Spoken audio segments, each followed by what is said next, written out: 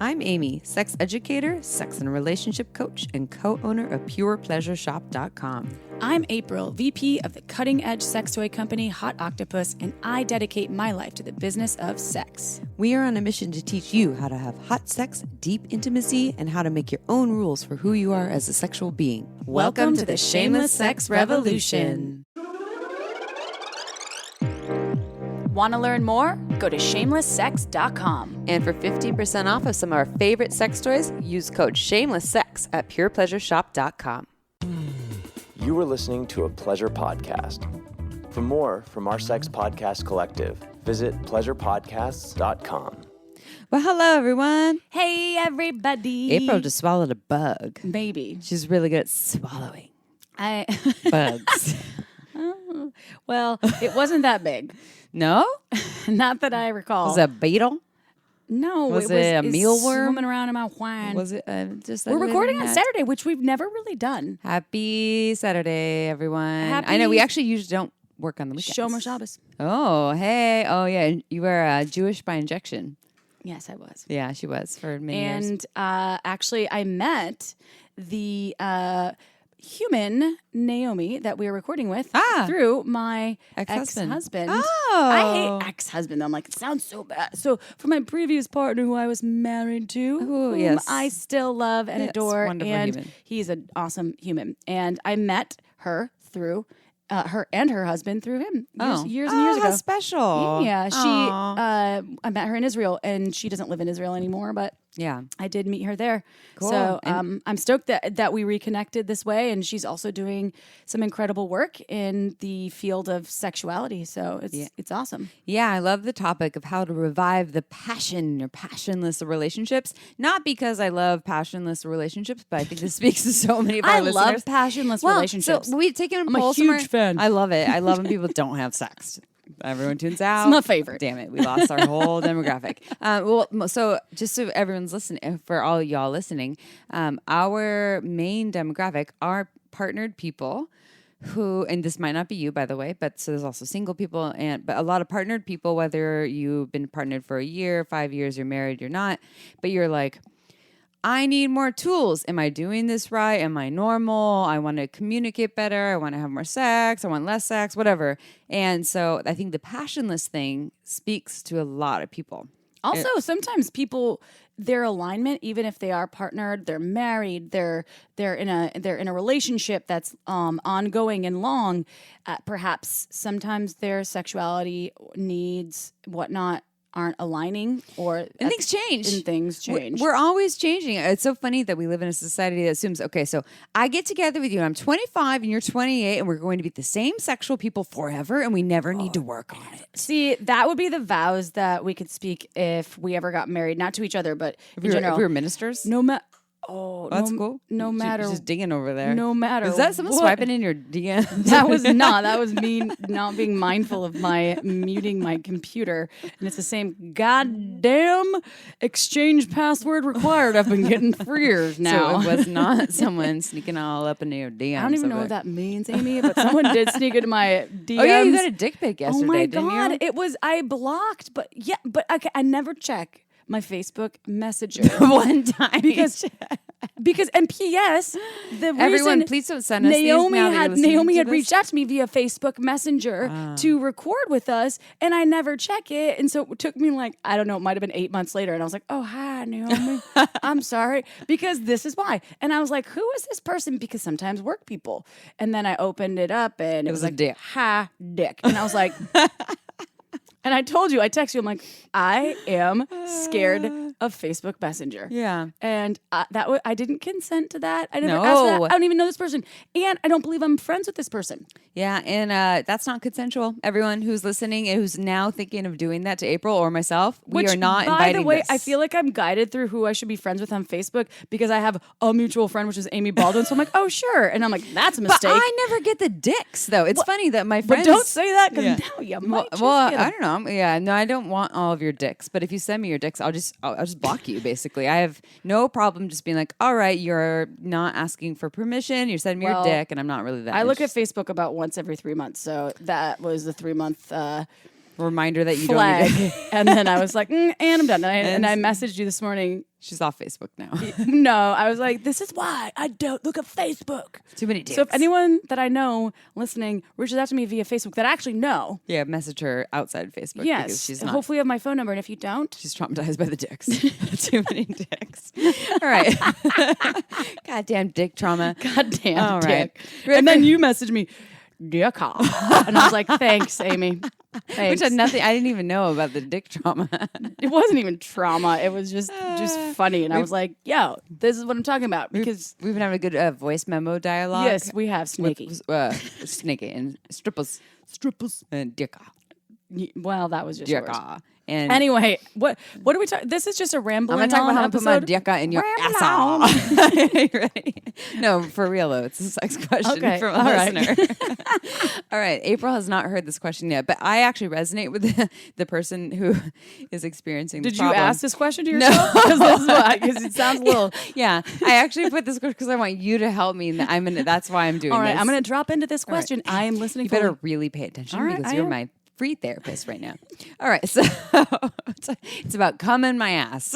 Are you ready for it? Come in your ass. Is that a song? Or No, is jizz in my pants Oh. is a song, but it kind of works. I like how it's like a little bit All right. Israeli accent. Just say it. All right. Anyways, we think we're funny. All right. My wife and I recently started having anal sex. We are doing great and taking our time, and we've successfully had anal multiple times, and when I come in her ass, she gets nauseous for the rest of the night. I attempted to search online, but couldn't find anything addressing the specific problem. I love my wife and would give up finishing in her if needed, but I prefer to solve the problem if it's possible. Let me know if you have any tips. Well, first of all, you're the one that told me about the nausea after. So I don't get nauseous. You know what? I see why I can feel nauseous.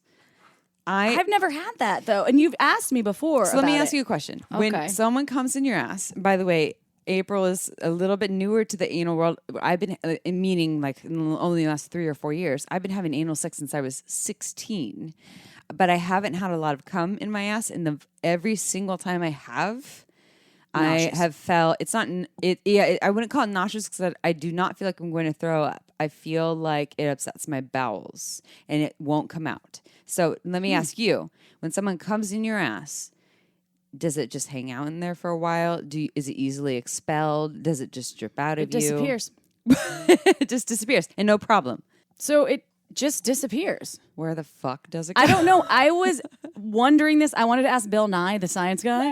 I wanted to write him like, Bill Nye, the science guy. What do you think about this?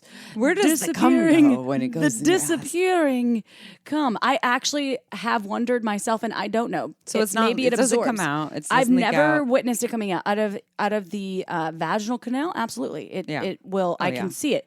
But anytime I've had ejaculate in my ass from anal play, it goes into the body. So does the body absorb it? Yes. So, and I have an answer for this, and this is why. Is this a riddle? No, it's not a riddle. I do have a legitimate answer for this. I haven't figured out. So, for the listener, I haven't figured out a perfect solution for my body personally, because I just now don't allow cum in my ass. Because what has happened in the past, and I've only had it come in my ass maybe like 3 to 5 times, and each time I feel, like not nauseous, like I'm going to throw up, but more like it affects my bowels. And now I have like some intestinal issues and it's uncomfortable and it lasts for multiple hours. And I feel like I need to go and try to get it out of my ass, but it's not coming out. So it's almost like it's giving me some sort of bowel problems, but nothing will come out. I know this is really graphic for people listening. Do you think it's person to person though? I think it's person to person. Okay. Totally. 100%. And also semen to semen? No. That's inside? I don't think it is related to semen. I think it's person to person and the shape of our bowels and how they work. And here's the other thing too. I think there's so many components here. So have you ever had an enema before? I've done colonics. Okay. So if you do a colonic or an enema and you do them when you are dehydrated, your body absorbs a lot of the water unless you have salt or saline I'm in just it. dehydrated all the time. So your body just soaks Maybe it that's up. what it is. Yeah, yeah. So again, I don't have I don't have the science about this, and we're probably, you know what? Email us if you have the perfect science around this one too. Bill Nye, the science guy. Bill Nye is listening right now, and he's like, "Hey, what's up? Can I guest on your show?" But I know, so I've given myself many enemas in the past, and I know that when I've been dehydrated and I didn't put saline or salt in it, my body absorbed it, and then I feel bloated and it's uncomfortable. If I put saline or salt in it, then my body doesn't absorb it as much, and it's easy for it to come out. And if I'm not dehydrated, then it really comes out. It does its whole magical thing of going in and going out. Now, I'm wondering if all of my 3 to 5 experiences, I was just dehydrated, perhaps. And if I was fully hydrated, would it have been a problem? But you're saying your body absorbs it every time and it never hurts. You know who I think this is a great question for? Who? Bill Nye, the science guy? No. Porn stars. Who do anal cream pie shots, who have come in their ass, and then they actually do the scene where it's dripping out. And I haven't, I guess, I haven't done this. Have you ever, okay, let me ask you a question, April. This is going to be about April here. If you have come in your ass, have you ever tried the thing where you kind of like try to push it out of your ass, or like open your ass and try to drip it out? Nope. I have not. I haven't done that either. No. So what has happened is that now it's hanging out in there, but for you, it's hung out in there, and then it doesn't, it gets absorbed, but doesn't irritate you. For me, it gets absorbed and it irritates me. Or my body's not absorbing it and it's just hanging out there and it's a problem. And so now I'm just like, don't come in my ass. It's a very fascinating subject. And person to person, again, it's different. So perhaps the solution to this question, not knowing the person isn't the receiver, may not be able to change the nauseous portion of receiving any ejaculate in her bum. Yeah. Right? So that might just be off the table. It just might just be hers. So, that's just like, part of me thinks it's just part of my body's makeup and how it works. But the only solutions I could come up with is 1, don't come in their ass if it makes them uncomfortable. 2, hydration might be a thing. 3, if you've been doing a lot of anal penetration, sometimes the ass is more opened up. And so maybe if you come in the ass and then the ass has the opportunity to try to expel it while the asshole's relaxed and a little more open, so it's not hanging out in there, maybe that would help. I personally am just so over, I'm not even going to try option B and C. I'm because it's not fun to be nauseous. No, it's just not worth it for me. I've experienced this multiple times. Like, it's just not really that worth it. So I would play with those things, but it might just be someone's body, because as you can hear from April and I, we both have different experiences, and for her, it's not a problem. For me, it is. Yeah. Yeah. I wonder how many other people have this issue with that too. And like porn shows it though, like finishing in the ass. And then, well, you had asked me when I had talked about it. You asked me. You said, you don't get nauseous or you don't feel, I don't remember the exact way you phrased the question, but my answer was no, it's never affected my body. Oh yeah. And, it was something regarding ejaculate in my ass, and I don't know what you're talking about. This will be a call out to listeners who have someone who can speak on this, or you just have other information to share on future episodes, because we don't always have the answers. So we tried our best with this one, and I just wanted to relate to this person's experience. And there's nothing wrong with your partner, and good luck to you. And hey, I'm just gonna link this into, you know what the best lube for anal is? All I use, and I'm not even going to front about anything else, is Uber Lube for my butt. Really? Mm-hmm. Me too. Anytime. And my hair. And my badge. And flossing up tattoos. You also put in your mouth with some blowjobs sometimes. I also actually use it for doors. Oh, squeaky doors. Squeaky doors. All things. There's so many purposes for Uber Lube. It should be like on BuzzFeed where they do the life hacks. It should be Uber Lube. Or you're stranded on an island. You can only choose 3 things: a knife, something that makes fire, Uber Lube. For real. Yeah. I don't know. At least not that your hair needs to not be frizzy when you're on an island. But I could put on my lips. My lips get chapped. There's so many different things. Anyways, it's mostly for sex, everyone. So Uber Lube is our favorite lubricant, hands down. If you haven't tried it, you have to try it. Join the Uber Lube Club. Seriously, the return rate is like 80 to 90%. People try it. They're like, I didn't know lube could be this good. It is a luxurious silicone lubricant. It never gets sticky, has no flavor, has no scent. It's less likely to change the pH than most other lubricants. It's great for pussies, cocks, asses, all the things. It's just phenomenal. It's in a beautiful glass bottle. I love the bottle. I'm into aesthetics, and the bottle is something that you can have next to your bedside, and no one will know that it's lube. And it might not help with, the cum in the ass issue, but, or maybe it will. I don't know.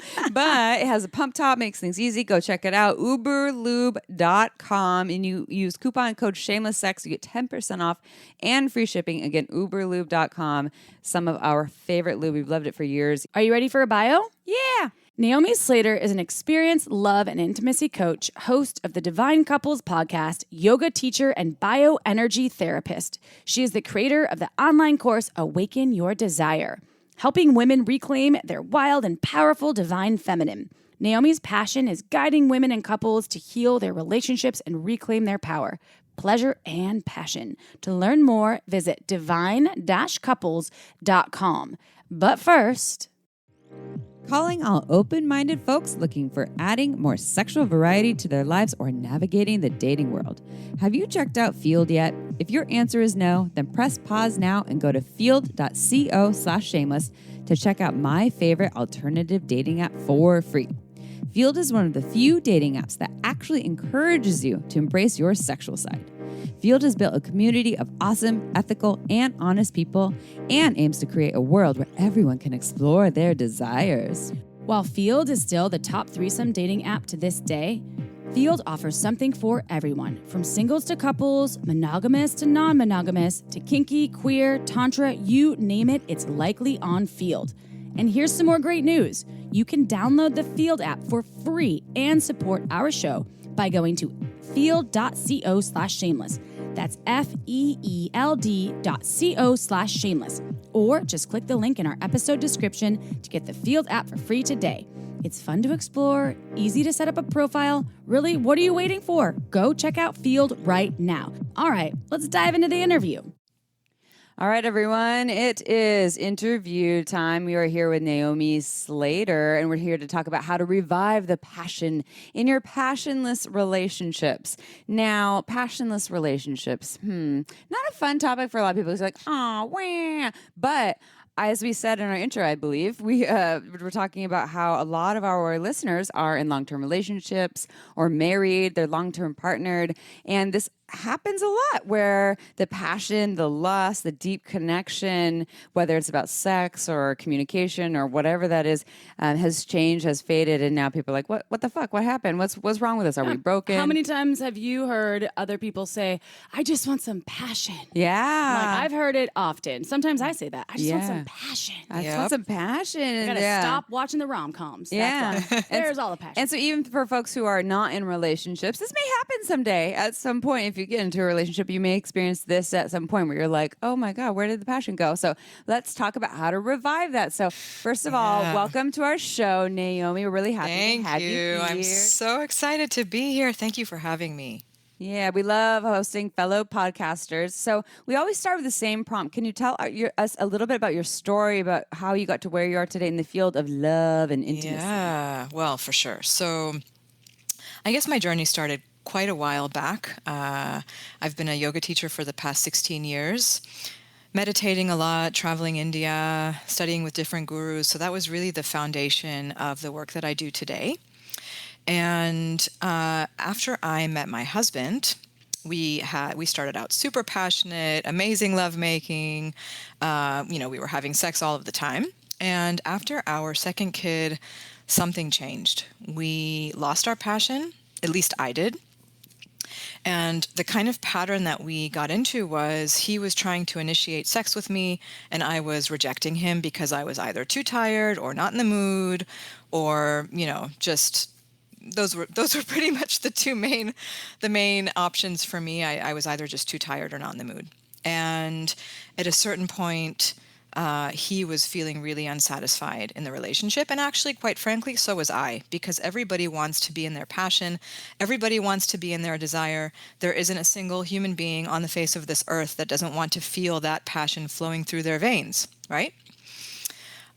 So he actually started practicing Tantra on his own. And he was doing different practices for men, like practicing semen retention. And he wanted to pull me in, and I was resisting because I didn't want more expectations of me in bed. I wanted less expectations of me in bed. But I realized at a certain point that that wasn't going to bring us anywhere positive, that if something was going to change in the relationship and we were both going to be happy, I needed to make an effort also to work on myself. So I got sucked in, and we both started practicing Tantra through books, through workshops. We ended up going to treatment by a very well-known Tantra teacher in Israel, and she eventually certified us as Tantra practitioners. So what I do is really from my heart. I do it because of the personal transformation that we experienced as a couple, both as a couple, but also individually, because really this work starts with you, as an individual, in terms of how you connect to your own sexuality, whatever limiting beliefs you might have around your sexuality. Oftentimes it stems in our childhood, things that we were raised on, different relationships we've had that maybe have left trauma in our bodies. So it's really kind of diving deep into understanding ourselves as sexual human beings, understanding our deep desires, which oftentimes we don't express or don't know how to communicate. And then, of course, bringing that all together as a couple and understanding how we can make love differently in order to really have blissful, ecstatic experiences that are maybe different from what we're used to experiencing when we have sex. So this brings me to the next question, because you mentioned, obviously, the birth of your children were one of the main reasons for the shift in passion and intimacy. And obviously that may not be the case with everyone, yet they may still be lacking this passion. So why does passion go out the window in so many long-term relationships? Is it inevitable? Is it avoidable? I think it is, but I would love to hear you speak to that. Yeah, it's for sure avoidable. I think one of the main reasons is, first of all, because when you are stressed and tired, it's much harder to channel your sexual energy, because sexual energy is life force energy. They're the same.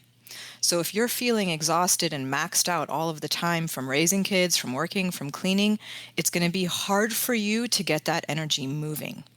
But it's kind of this cycle that we have to learn to get out of. So the more that you consciously learn to channel this energy, the more energy you're going to have. So what it means is investing time and energy in cultivating that energy, if that makes sense. Yeah. But yeah, and the more stress that you have, also the less time and energy you're going to have for passion and lovemaking. So it requires, especially in long-term relationships, whether or not you have kids, because I've encountered plenty of couples that have lost their passion that don't have kids. It requires investing time. So if you think the passion is going to stay there without you investing anything in it, you're wrong. You have to put your time and energy into that. You have to make your relationship, your intimacy, which is not only sex, it of course, includes sex, but it's also communication. You have to make that a priority in your life. If it's not a priority in your life, there isn't going to be very much passion there over time. Yeah. That is, I think it is avoidable. But it takes work. Like you said, it is something that, especially if you don't provide the space for the couple. When I was working so much and eating not well, on the road all the time, gaining weight, I didn't feel sexy. I was like, I don't even want you to touch me. Had nothing to do with kids, but I was like, birth control or different forms of hormones that you have to put in your body, or the different changes in your body For can sure. all be a part of this lack of passion that exists. So it doesn't matter if right now you're feeling passionate. This is something that's important, because that shit can dissipate. For sure. And what you touched on in terms of birth control is so true, and other medications, for example, like anti-anxiety, antidepressant meds, all of that is also going to affect your sexual desire. So there's so much that goes into this. And of course, also, if the communication is not good with your partner, if you're constantly fighting, that's also going to decrease your your passion, your desire for sex with that particular person. So that's also something that needs to be fleshed out. If there's some underlying resentment in the relationship because of whatever, that's a no-brainer. You're not going to want to have sex with that person. It doesn't mean you have to break up, but you have to resolve whatever underlying issues are there in order to get your passion back. I have two very generalized questions here. One is, in your opinion, so let's just take heterosexual long-term relationships, and just to generalize a little bit. When do you think the passion usually leaves? I know it's different for everyone because, like, some people are only seeing each other once a week. Some people move in after 3 weeks, and so what do you think? When do you think the passion usually leaves? At what point in long-term relationships? And then I forgot my second question. We'll start with that, but I'll say the second question in a second as well because it's another generalization. Sounds. But what in your expertise in your line of work, are you seeing it more so in specific genders? Are there more vulva owners, or more, et cetera? So I've seen it. First of all, I've seen it in both. From my personal experience, it was me kind of losing my desire, but of course there were reasons. There were reasons for that were in part connected to my partner and in part not connected to my partner. We both had to do the work in order to regain my passion. And he had to do work also in order to not be crossing my boundaries. So that's something that's really, really important, I think, for women to feel their passion, is to feel that they are safe in the relationship, that there isn't going to be someone crossing their boundaries. There isn't going to be someone penetrating them when they're not ready for penetration. Or, for example, a lot of times the male will ejaculate quickly. So this is something that I think males learn sometimes from porno, but also from being a teenager with this kind of feeling of shame that they don't want their mom to catch them in the middle. So they're kind of used to doing things quickly. Let's just get it over with, and I just got to blow, and they get used to having sex in that way. And what that leads to is this feeling of dissatisfaction in the woman because she's not really able to achieve orgasm through that kind of sex. If he penetrates and then goes after a couple seconds or a minute or 2 minutes or 3 minutes, she's not going to feel satisfied by the encounter. And over time, she's not going to want to have sex with him anymore. She's going to be rejecting him. So the more that we understand the kind of underlying energetics between sexuality and what actually makes both people feel satisfied from the interaction, then we can really work towards recreating a passionate relationship. So, when does the passion essentially go? I think it's really, really individual. I think for some people, it's really connected to motherhood, because when a mother gives birth, all of her attention goes to taking care of this baby and making sure that this baby can survive. And also her needs for intimacy are in many ways fulfilled through taking care of this baby. But if you don't do anything active to then transfer some of that intimacy back into the relationship, the intimacy will get stuck. And likewise, in terms of long-term relationships without kids, if there's a situation where the male is ejaculating too quickly and the woman doesn't feel satisfied from the relationship, that will also create a situation that's lacking in passion. And the opposite is also true. If you have a woman who constantly wants intercourse with the man and he's pushing her away, there's some sort of underlying aspect there that's creating that dynamic. And that's something that needs to be analyzed, needs to be understood on a deeper level. What is Esther Perel's formula? It's attraction, or it's desire equals obstacle plus attraction, or something like that, and I'm using desire and passion kind of as the same thing here, that there is what she's talking about is individuation and attachment, and the perfect or beautiful combination of the two of them, where if you're overly attached, right? So I think another thing that happens is people are just spending a lot of time together. Maybe they don't even have the kids. Maybe they're not even stressed. They're just together all the time. There's no mystery. There's no newness.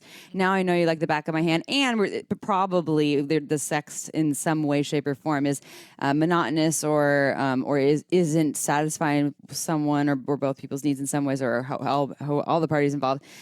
But I think there is something to be said about the individuation and attachment pieces that are also quite important, of living your own life, whether you have kids or not, being your own person, and then coming into the relationship and being part of the union, which is hard to do when you move in or you whatever, you start a business together, or all the things there too that just, passion, I think, loves some mystery, right? Absolutely. Yeah. And it's learning how to create that mystery. And some of that mystery can really be created through separation, physical separation, making sure that you do have your own life, that you have your own friends, that you go out sometimes without your partner. And then when you come back, there's this newfound sense of mystery. You're experiencing things separately, for sure. That's really, really important. And that also actually has to do with boundaries. So if your boundaries are kind of mixed up with each other, there's really no real feeling of separation. Not only is that going to affect your feeling of mystery and the overall polarity in the relationship, like the attraction, but it's also going to affect the way that you literally make love.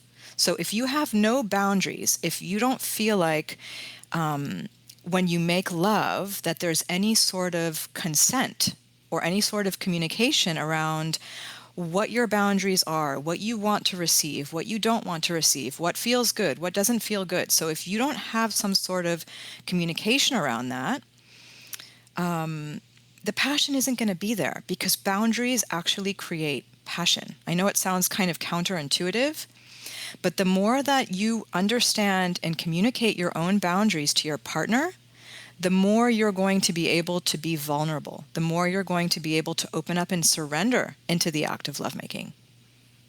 That's good advice. I was jogging my memory because I just heard this quote from, I want to say it was a comedian, and it will come to me eventually, and maybe not on this show, but I've been thinking about it since I heard it over and over again. And it was like the key to keeping your relationship alive and the key to a successful relationship is to treat the person that you're in relationship with just as you did treat them the first month you were together. Do the same things and text the same sexy little tidbits. Or did you send some hot titty shots? I don't know. I'm just giving you, like, what did you do that gave you those, like, that butterfly feeling? And also, when people were opening doors for each other, even if you're not chivalrous, or if you wanted to do that, or creating that space, open listening. When that first part of being with a partner, when you first meet them, and there's all this excitement and all of this passion, I thought that was really important, because as Amy was mentioning, as you were mentioning, with this, the logistics of life can just murder a relationship, like a good one, right? It's hard because you have all of these logistical things that must happen. So I wanted to say that. No, I think what you said is really important. I think it's really understanding that even if we've been together for 20 years, we are still individual sovereign beings. And if you're able to maintain that understanding and not take the fact that you're together for granted, that is a really, really important thing for maintaining the passion in the relationship. Because people get into these patterns of lovemaking where they just assume that this feels good to their partner because they've been doing it for the past 20 years. But no, maybe it doesn't feel good. Maybe they just don't know how to communicate about it. Maybe they don't really understand that they really are both sovereign beings.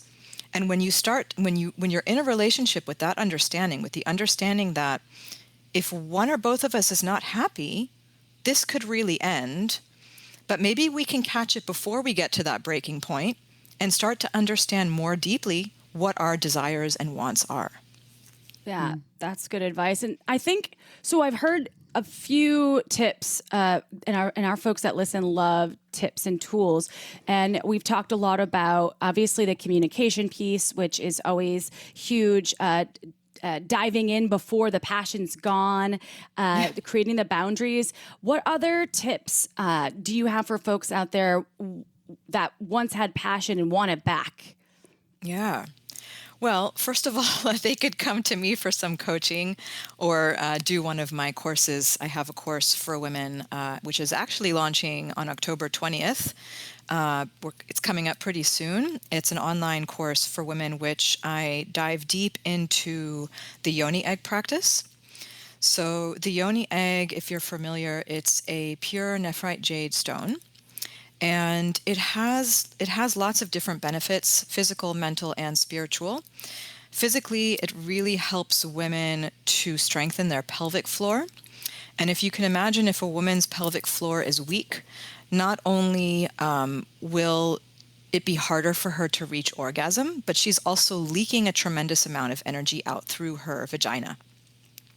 So just as people that are constantly talking, so they're leaking a lot of energy out of their mouths. In the same way, if your vagina is totally open and you have a weak pelvic floor, your energy is going to be draining out through your vagina. So that's the physical aspect. So you learn to do these exercises. And the mental aspect is that your pelvic floor has a tremendous amount of nerve endings. And it really has a tremendous calming effect doing these exercises. The stone itself also has healing properties, but it's a tool. It's not the stone itself that actually does the healing. It's just a tool that we can use to create different effects in our body. And it helps women also become more orgasmic. Most women, they insert it and they don't really feel a whole lot. It's not like you feel an egg inside of your vagina. But the more that you practice with it, the more sensitive you become. The more sensitive, the more that you feel, you're able to kind of identify perhaps more subtle feelings inside of your yoni, your vagina, that you weren't able to feel before. And that in turn helps women actually experience different types of orgasms that maybe they weren't, they weren't able to experience before. So I think it opens up a lot more potential there for orgasm. And spiritually, you do it as you do these different types of meditations and breath work, and you actually learn how to channel your sexual energy. So there's a rhythm to the way that the sexual energy moves through your body. And the more that you're able to control that movement, the more you're able to step into your own power and essentially reclaim your passion and desire. So a lot of women think that they just kind of need to lie down on the bed and their partner is the one that activates them, that turns them on. So when you start to understand how to move this energy inside of you and you realize that it's your energy, no one is responsible for turning that energy on for you. You need to turn that energy on. It's your pleasure. It's your power. It's your energy. So when you learn how to do that on your own, that also changes the relationship dynamic. Okay, time for a quick break. This podcast is free to you because of our amazing sponsors like Satisfyer. When it comes to your pleasure, it's important to try new things. And upgrading your pleasure device is one of the best ways to step up your pleasure game. Satisfyer makes beautiful vibrators and my favorite air pulse stimulators with cutting-edge technology. Plus, they have a new line of products that are Bluetooth enabled so you can pair your Satisfyer with a Satisfyer Connect app. If distance is disconnecting you from your partner, the app allows you to connect with someone in another room or across the world. I just tried Satisfyer's Double Joy, which vulva owners wear internally during penetrative sex, and let me tell you, the U-shaped design is perfect for simultaneous G-spot and clitoral stimulation, and the internal hinge adds firm pressure with every thrust. It's the ultimate for partner play. And right now, Satisfyer is offering our lucky listeners 30% off any Satisfyer when you go to satisfyer.com and enter code SHAMELESS30 at checkout. Again, if you're looking for one of our favorite new devices, go to satisfyer.com and use code SHAMELESS30 for 30% off. Go check it out. You will be so satisfied. This podcast was also made possible by OMGYes.com. OMGS is a research-based online program that teaches you all about how to pleasure the pussy. OMGS studied thousands of vulva owners to find out how they orgasm and then made beautiful animated modules and super honest short videos to give you ways to reach even more pleasure. I've been recommending OMGS to my clients for years, and it's been changing their lives. We all know pleasure is fluid and ever-changing, so why not add more tools to your pleasure tool belt? OMGS is for everyone, so whether you are a vulva owner or you just love vulvas, OMGS will give you the techniques to get your O-face on. There are 2 seasons to choose from and hundreds of gorgeous videos to explore, so go see what science says about pleasure and visit omgs.com/shameless. That's omgs.com/shameless to get $5 off your OMGS access. Again, omgs.com/shameless. Go check it out. Now back to the show. And that could go for penis owners too, right? So, because we're speaking a lot to the vagina owners out there and utilizing tools such as the egg, and I think there's penis owners that also because we've talked a lot about. I don't like ever saying coming too quickly because I'm like, if you're orgasming, that's great. Now you can work on longevity and there's ways to practice so you're more in balance with your partner rather than right. There's congratulations if you're coming, right? Way to go. Orgasm is awesome. Yes, so agreed. I'm just wondering if you can speak to any, because you primarily focused on working with the vulva owners, right? During this. So when I do my online course, I'm working with vulva owners. But when I'm working with couples privately, I'm working with both the vulva and penis owners together. Yeah. And in terms of the penis owners, I agree with you. Look, semen retention, I think it kind of has this connotation of controlling. Okay, and there is an element to that. But when you actually learn how to do semen retention in the proper way, you're actually not controlling, you're surrendering. You're actually opening up your system to the point where you're so relaxed that you don't feel the need to ejaculate. And yes, ejaculation is wonderful. I'm not, against ejaculation. It's a normal human body function that men need to do. I think the issue is that when men over-ejaculate or they ejaculate too soon, it both harms their own life force energy and it ends up harming their relationship. So it's not that they can never ejaculate, but for example, I can tell you from my own experience in my own relationship, my partner doesn't ejaculate every time we have sex. So sometimes he retains that energy, and it doesn't come from a place of forcing. It comes from a place of wanting to retain the energy, and it also comes from a place of surrendering. So he's opening up into a different kind of energy, and he can actually experience orgasm without ejaculating. So there is that ability. It's there. It's a biological ability that men have, that they can actually experience full body orgasm without actually ejaculating. It feels quite different. It feels more like a woman's orgasm. So it's working with men on learning to do semen retention, but again, not at all shaming ejaculation. It's not like, shame on you, you ejaculated. No, it doesn't come from that place at all. It comes from doing this practice in order to be more satisfied from sex. And, ejaculation is fine. Just as long as it's not obsessive. If it's constant and too early on in the act of sex, then it does harm the relationship. Yeah, I think any time we obsess over something, we just get in our heads, and then we're not being present about the touch and the sensations and what we're trying to do there. So it's probably all a matter of balance. I think it often comes back to being in balance in our relationships and with our own bodies.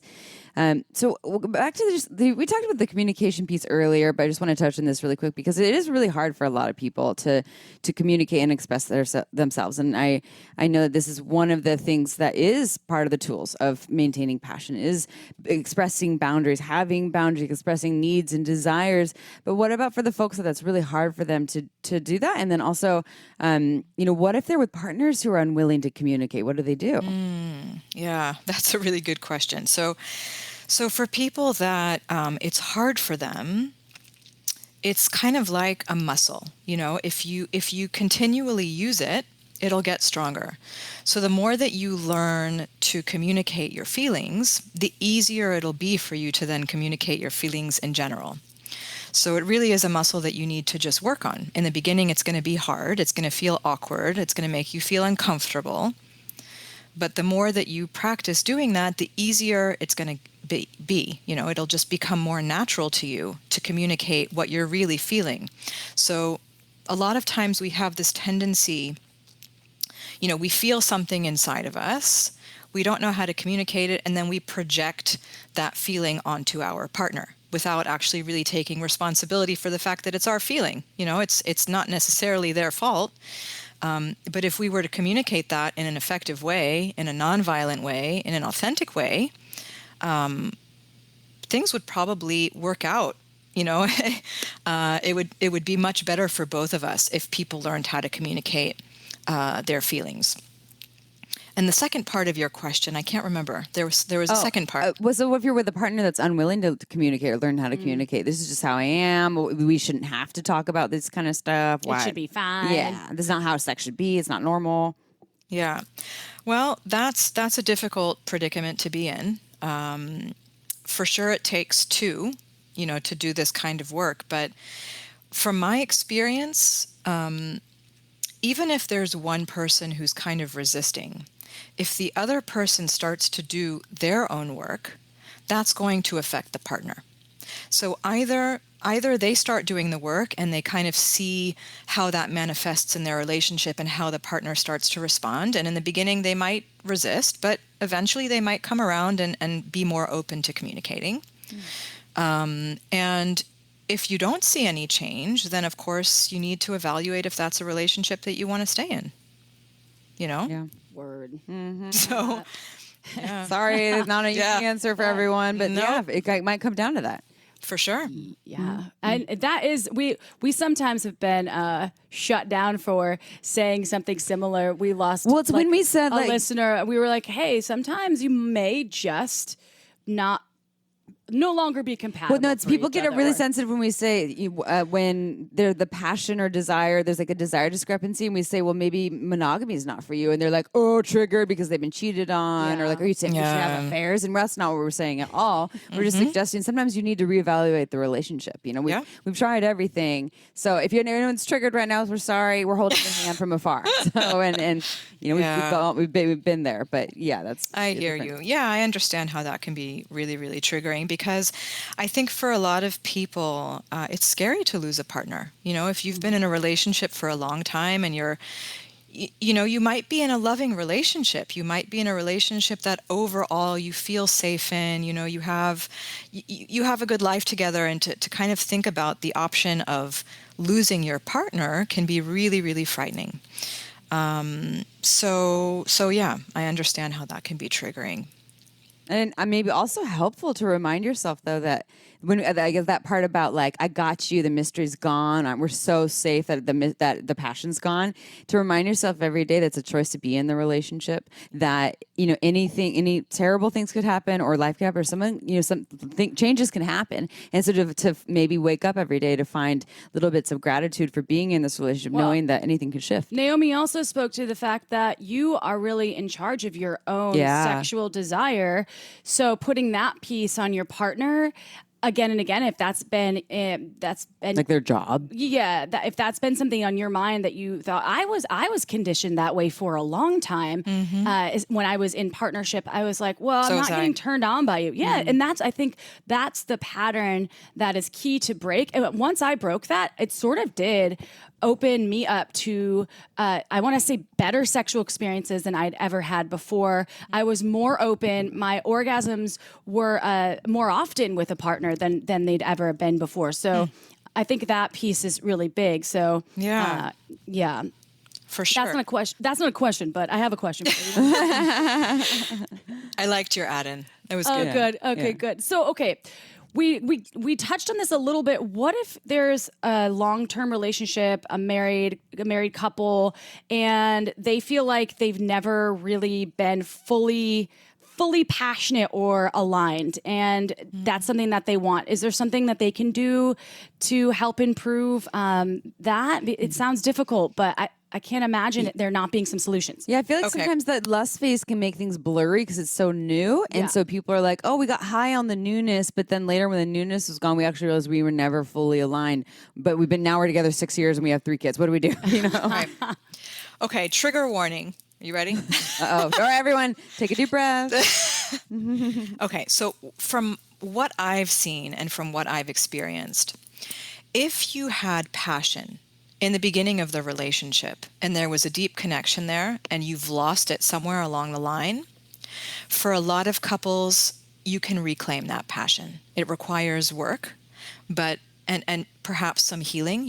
If somebody experienced some sort of trauma in the relationship, whether it be related to betrayal or boundary crossing or whatever. Okay, so if there was passion there in the beginning, you can oftentimes make your way back to having a passionate relationship. If you married your best friend and there was no passion in the relationship in the beginning, it's going to be very hard to find that passion. So I realize that might be something that is hard to hear, but from my experience, that seems to be the case. That's when you hit up the dungeon. Well, but then you're not even revitalizing something because you're not revitalizing anything that wasn't there. You can't create something out of nothing. And yes, miracles can happen, or yes, we can learn to maybe create more alignment, but it's not always there. There's things that are like you talk about tantra, right? It's about deeper energetics that sometimes we can't control. Yes, and for sure. And there's something about that initial attraction that tells us a lot about our compatibility. So you might be very sexually attracted to somebody who you discover, you have totally different worldviews and you just can't make it work. Okay. And that happens too. But if you want to have a long-term relationship and you want to have that passion through the relationship, there needs to be that initial spark. So if you're listening to this and you're single, make sure that when you get into a relationship with someone that spark was there, that it's there, that you feel that attraction to the person that you're with, that you're not compromising because they have a good resume or they're making a lot of money and you're broke. So, you want to pull this person in, because over time, those relationships will oftentimes either fall apart or you'll find yourself in a relationship that you didn't really want to be in, but you're just kind of there because you compromised in the beginning and now you don't really know what to do. So that's kind of how I feel about those types of relationships. But there are plenty of couples that had that spark in the beginning and lost it. And those are the kinds of couples that I like to work with. So speaking of working on things, we love work. We love work. We know that you are launching a course. This is October 20th, 2021, when the course, I believe, is coming out. This episode airs. I think episode October 12th is coming out. But I think the course comes out the 20th, as she mentioned. So can you tell people how to find and work with you, Naomi? Yeah. Also, can you talk about this course? It's specifically, I believe, for vulva owners. I think it's called Awaken Your Desire. Yeah. And any tags like your website, all of those things, please. Yeah. So Awaken Your Desire, as you said, is for vulva owners. It's a 3-month deep dive course into both the yoni egg practice, but also understanding kind of the energetics of our sexuality in a deeper way, getting past some of the blockages that we might have in our sexual chakra so we can open up both to our pleasure and our power. And that, of course, translates into our sexuality, but like I said, in everything else that we do in life. So if that's something that interests you, it's launching on October 20th. You can check it out on my website, which is www.naomislater.com. So NaomiSlater.com. Or you can connect with me through Instagram. My account is @divine.couples. So those are the 2 places you can apply for the course, and it's filling up. So if you're interested, please reach out. Yay, Naomi, and it's so good to see you. We've known each other for a long time, and we're so happy to have you on the show. See you digitally, and I'm happy to see you're well. And thank you for coming and on our show and sharing all of your passionate gifts for passion. We, appreciate that. And go check out Naomi's website and the Awaken Your Desire course. If we can never stop learning. I'm always Knowledge learning is things. power. Knowledge is power. Knowledge is power. I'm always learning. Every day I learn something new. And, Thank you so much for having me. I really appreciate it. I adore seeing you. And all right, y'all, you know what? It's the end of Shameless Sex episode, and it's the beginning of wine. It's the beginning to go ahead and pop open a bottle of your favorite Margins wine. Go to marginswine.com and check out the beautifully made boutique wine, all from California, underrepresented regions and under kind of unknown. They're like very, very, what would you say? Mysterious. They're not that mysterious, but they're not as common as you see most varietals of wine. So go check it out. You'll probably taste something you love. If you go to marginswine.com and sign up for the newsletter, you can also, when the wine releases come out, save moolah by entering code ShamelessSex10 to save 10% on 3 or more bottles, or Shameless Sex 15 to save 15% on 6 or more bottles. That's all I got for you. That is it for today. Marginswine.com. I said that a few times already. Marginswine.com. All right, y'all. Thank you for being part of the Shameless Sex Revolution. We'll see you next Tuesday. Ciao for now.